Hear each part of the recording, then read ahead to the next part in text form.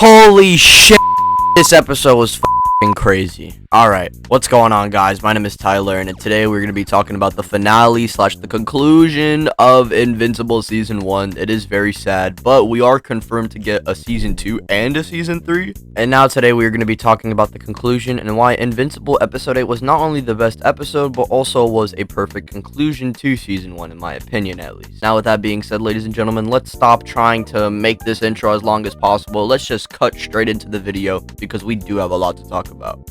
Hey, collecting rings like I'm Sonic. Bitches wanna party. My wrist getting heavy, so I got 'em on a diet, yeah. Flex like I'm Hogan. Hey, yo, he's coming over. Yeah, we respect.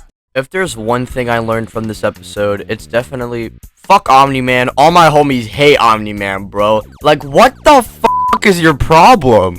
Like, bro, Omni-Man, like, I get it. Omni-Man is a character that people probably like because J.K. Simmons is playing him, you know. J.K. Simmons is very charismatic, you know, and Omni-Man is kind of drippy. But we knew Omni-Man from the get-go was already hiding something, but now he's just full-blown embracing the worst parts of himself and basically showing his true self, and I don't like it. Now, what I mean is, when I say I don't like it, I'm not saying that narratively it's bad and, you know, this finale's garbage and Omni-Man's stupid, but what I mean is, it's just so hard to watch Omni-Man be a spurg because of the situations he puts Mark in this episode, bro. Okay, so episode 8 starts off by picking up where they exactly left off, which was Omni-Man saying to Mark that they need to talk. And basically Omni-Man revealing to the entire world his true intentions and how he is not how he seemed to the entire public world. And now everybody is seeing that Omni-Man is just as crazy as the viewers thought so.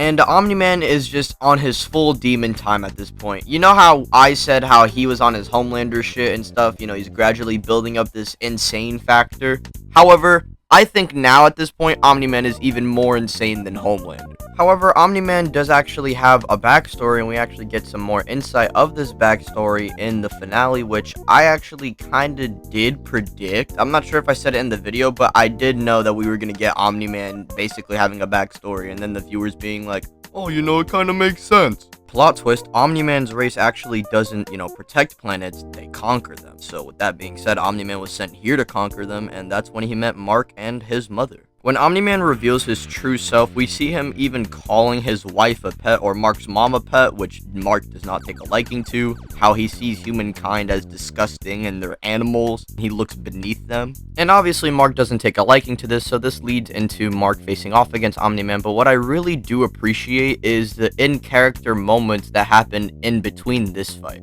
Although this fight, or this episode, is mainly looked at for its, you know, punchy punches, and, you know, that's pretty cool to appreciate. But what I do appreciate as well is during the fight when Omni-Man actually looks very hesitant and he's actually conflicting with himself fighting Mark. Even when punching Mark, we see faces or moments of Omni-Man hesitating, and with Mark, we see him trying to be the best hero he can be, trying to save everyone he can, making sure no one gets in the way, while Omni-Man is doing the exact opposite, doing everything he can to show Mark that everything here isn't worth it by just brutally murdering everyone in front of Mark. For example, during this fight, we actually get Mark saving these two fighter jets that tried encountering in the fight, but Omni-Man tried to kill them. However, as soon as Mark saves them, Omni-Man drops down and kills the guy Mark just saved, and then kills the other guy in the air. Then Mark then gets sent flying through the city, and we see the collateral damage that's actually caused because of Omni-Man's force just throwing Mark through the streets, and this leads into a building collapsing and Mark trying his best to save a mom and a daughter and holding the building up. Mark literally fails and the building collapses, and we see Mark holding an arm of someone, you know, like how he was holding it when the building was collapsing, but this time it's just the arm of the woman. It's not even a woman anymore, it's just the arm. It gets way worse when Mark even tries to talk to Omni-Man and tries to reach out to him, even when Omni-Man does all this bad stuff. Like, Mark still tries to reach out to Omni-Man, and he knows deep down that Omni-Man does care about Mark and his family, and deep down, Omni-Man does.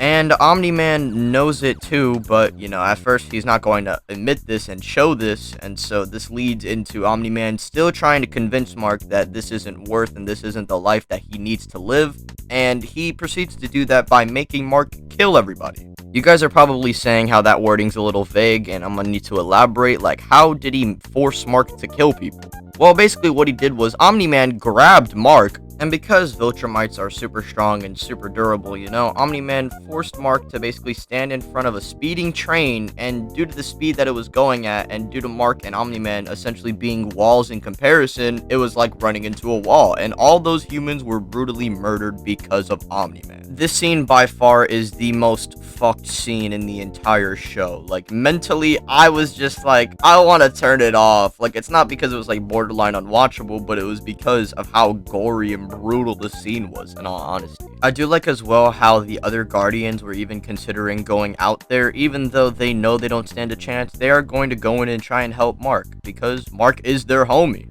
And this isn't even the last thing he does to Mark. He fucking sends him flying into a mountain, destroys parts of the mountain that brutally wipe out an entire town. And this leads into him even considering throwing the killing blow at Mark. However, this is when we get a flashback of Omni-Man, you know, just questioning what's the point of this useless stuff, because Omni-Man could be saving the planet right now. But Mark's mom essentially says how these little things are basically what keeps our humanity intact. And honestly, it was such a great scene, or a necessary scene, mind you, to have Omni-Man just hesitate and then dip off.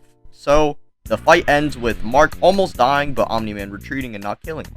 I thought this whole conflict was great in itself, and the fact that Omni-Man and Mark were both embracing the best parts of themselves, or the true parts of themselves, it was just great. Omni-Man deep down actually does care about Mark, and I'm glad we actually did have a scene like this, because although spurging Omni-Man was enjoyable, I think him just killing Mark and I guess him winning would have kind of been a whack ending. And Omni-Man deep down actually having a character arc and actually caring about Mark and actually learning and having a human side while being on this planet, although trying to tell Mark that he needs to stop embracing the human side. This is some good narrative, boys. And this isn't even the final part of the episode. It's not just a scrap. No, we get Mark recovering. We get to see the aftermath of Omni-Man's fight. We get Amber and Mark getting back together. Hell, even Cecil tried being a homie to Mark's mom, and Cecil is a character who's notoriously known for being kind of an asshole, and no one really likes him that much besides him having cool powers.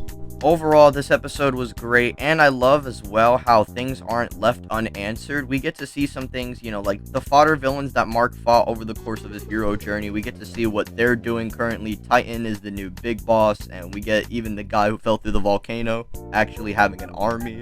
This feels like a genuine ending, and if the show did end completely here, I wouldn't be mad, but I'm so glad we're getting a season 2 and 3, guys. We don't know where Omni-Man dipped off, but we do see Alan the alien trying to warn Mark about what's going to happen, because the Viltrumites aren't going to let Earth, you know, just be stopped by being taken over without a fight, and Mark is aware of that.